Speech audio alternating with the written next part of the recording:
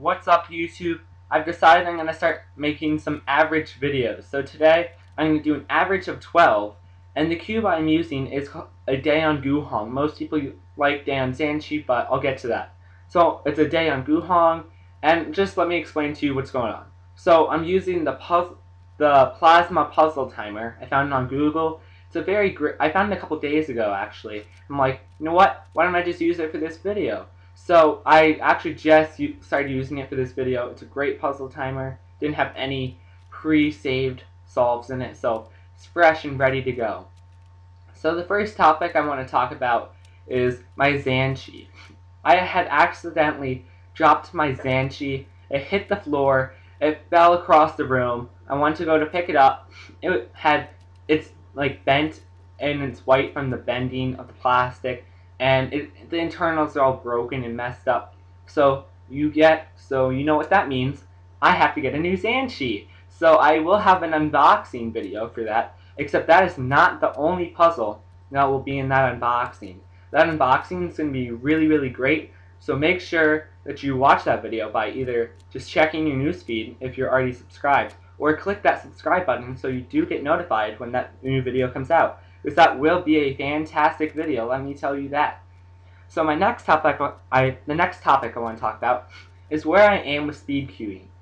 For 2x2, I'm definitely sub 20. For 3x3, I'm about 29-30 seconds average. And for 4x4, I'm keeping it below 3 minutes. But I do believe once I get a Shengshao 4x4 version 4, my time will go down drastically. Because the Mefrix 4x4 I'm using right now, don't get me wrong, it's a fantastic puzzle. It turns fantastically, great quality and everything, but there's no corner cutting on it. It works on a spherical core, and everyone knows that spherical cores for 4x4, they don't corner cut at all.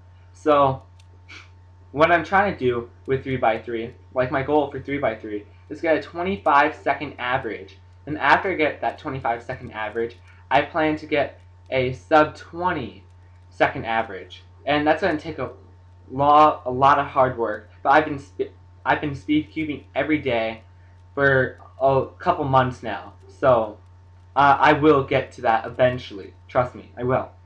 So what I've learned from just watching my video here is that watching yourself speed cube can actually help you speed cube, if that makes sense. Like here, let me explain.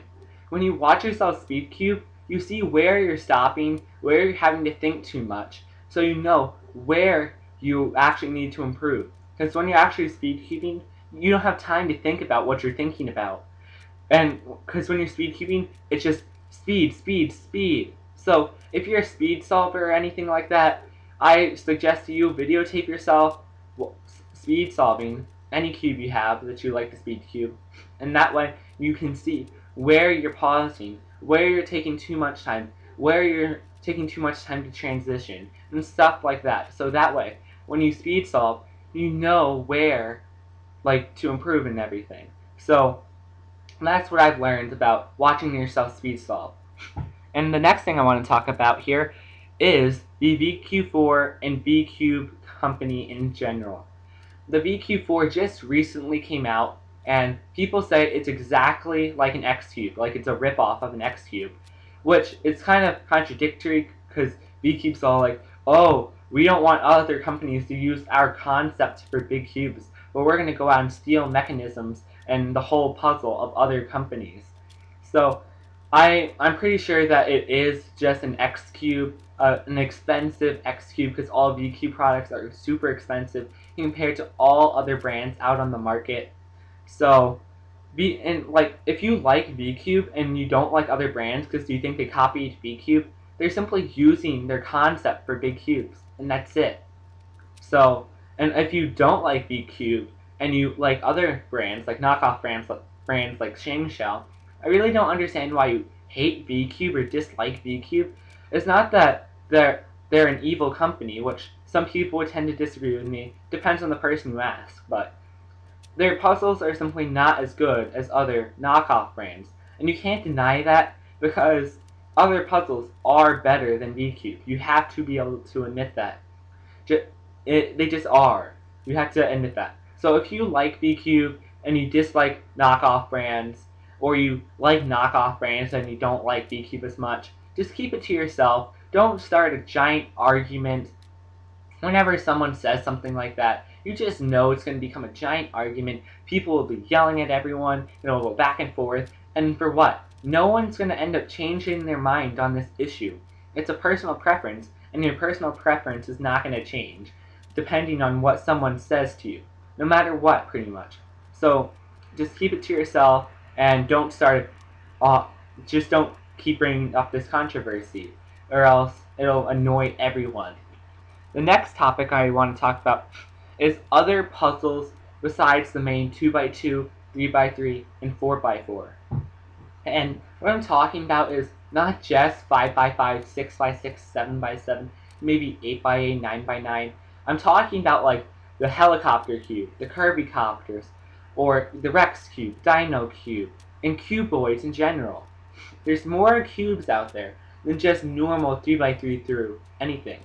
So just go to mefferts.com, that's MEFFERTS.com, look at their puzzles, and they're not just normal puzzles, they're crazy. Oh, and this, right here in the video, the spacebar wouldn't stop the timer, so it took me like 5 seconds to stop it, so my average should actually be lower than it is, everyone, just for the record. So, other puzzles can actually help you learn how to solve other puzzles, and by learning other puzzles, it'll just reinforces all your knowledge on puzzles pretty much. And it can also help you get smarter in the long run.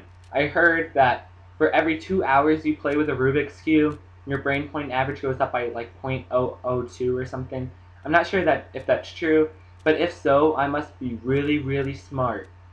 Okay, so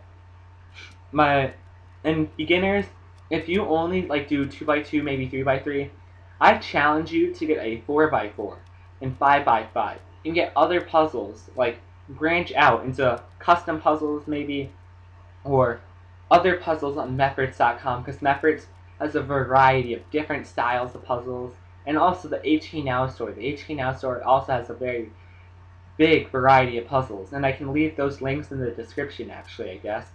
And also, why do we like puzzles? Exactly, why do we like them? You may say, oh, I like puzzles because I can solve them. Well, why do you continue to solve them? Oh, because I like them. It's just a continuous loop. Like, why do we like puzzles? Why do we keep on wanting to get faster at them? There has to be something in our brains, in our psychology, in our human genes, that want to make us keep getting better at what we do. And it's a very strange thing. Like, why do we like to do things that we do? And it's kind of strange. Like, I might even ask someone that knows what they're talking about, but why do we want to keep getting faster and faster at 3x3? And why do some people want to branch out into other puzzles and get custom puzzles? It has to be something in our brain making us want to do this. And my last thing I want to talk about here is my other challenge to beginners. And my challenge is, when I first learned to solve a 5x5, I really didn't exactly know what I was doing when I was solving it. And what I mean by that is, sure, I could solve it, but I didn't actually know what I was doing. Like, I knew that has to go there because why? I didn't actually understand why I was doing what I was doing. So if you're going to watch a tutorial on something, please actually know what you're doing. And my challenge to you is, once you know how to solve a 4x4, try to solve a 5x5, 6x6, and 7x7 without any tutorials. Sure, you can go to Google and find out what the parity algorithms are, but other than that, please try to do it on your own without any tutorials. Know what you're doing, please. And it looks like my solve just ended, so let's look at my times. So my average here was 31.58, which I was actually expecting to get at least 29 or 30 second average, but that's still good for me, I guess. My best time was 23.99, and that's very, very good for me. It's not my record. My record is 19 point something something seconds, but still a very great time for me. My worst time was 38.65 seconds, and that's like an unacceptable time for me. I normally get like at least 33 seconds. Like, that's the highest I normally go. So I'm not proud of that time right there. My mean of 3 was 28.08. My average of 5 was 30.33, pretty good. And my average of 12 was 31.58. And I just have one more question for you. How long have you been speed cubing? I've been speed cubing for a couple years now. I've been cubing in total for about 5 years. So, yeah, 4 or 5 years actually.